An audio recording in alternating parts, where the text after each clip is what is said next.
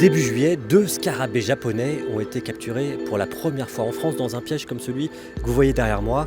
Celui-là, il est à Besançon, juste à côté de la gare. Popillia japonica, il consomme toujours les végétaux en commençant par le haut. Donc l'attractif est positionné en haut du piège.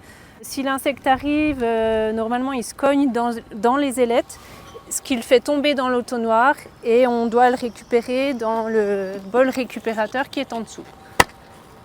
Donc on va vérifier qu'il n'y ait pas d'insectes.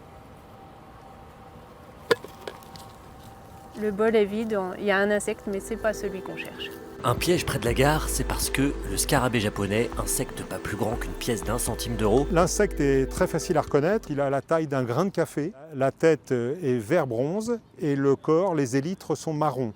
Et la particularité, c'est qu'il a des petites soies blanches sur le côté du corps et 2 soies blanches à l'arrière. Le coléoptère s'attaquant à plus de 300 végétaux est un insecte dit autostoppeur. Ça veut dire qu'il utilise les transports comme le train pour se déplacer sur de longues distances. Tous les véhicules qui sont fabriqués du côté de Sochaux avec des échanges Peugeot entre le site de Mulhouse et le site de Sochaux.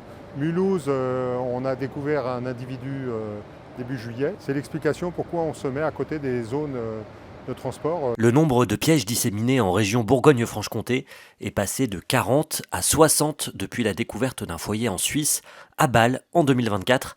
Dernier épisode, en juin dernier, 3 individus ont été capturés dans un piège près d'un terrain de foot de Bâle. Pour tenter d'éviter l'invasion, les autorités ont pris la décision radicale de retourner et broyer la terre.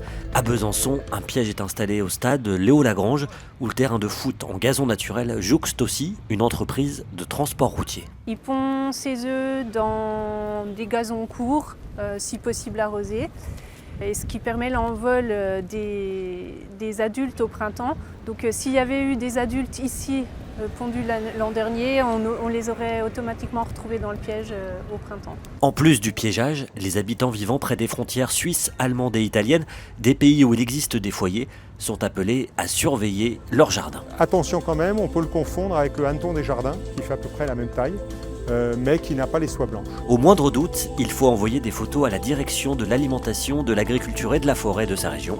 Ils répondent à chaque message envoyé et éviter de ramener des plantes prélevées dans la nature à l'étranger.